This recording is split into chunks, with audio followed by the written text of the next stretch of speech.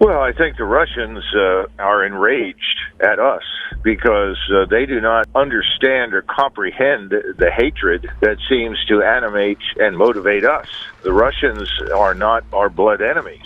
And frankly, after the Soviet Union collapsed, Russia presented no appreciable threat to us whatsoever. And the Russians, their nuclear weapons and capability is substantial, but they were the ones that initiated and pushed arms control. We decided we didn't like what they were doing or what they were interpreting. They decided that they didn't like what we were doing in Romania, for instance, with the theater ballistic missile early warning systems and anti-ballistic missile defense systems. But we would not allow them to inspect. We treated them as though they had no right to say anything about what we did in Eastern Europe. And of course, all of this against the backdrop of having promised everybody from Gorbachev to Putin over the last 30 years that we were not going to push our forces east. We were not going to push our forces up to the borders of Russia.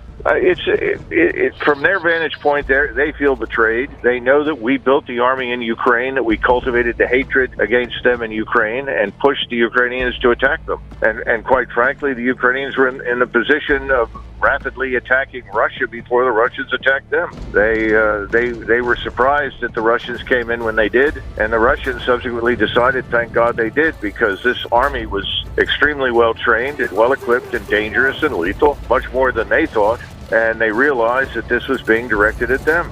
I mean, we could talk for hours on this. The problem now is we're way beyond that. We're now talking about a situation where the Russians have said, our country is at risk. This is an existential fight for us. We will not tolerate a regime in Kiev. We will not tolerate Ukrainian forces in Ukraine that are hostile to us and will threaten us. And we don't seem to get it.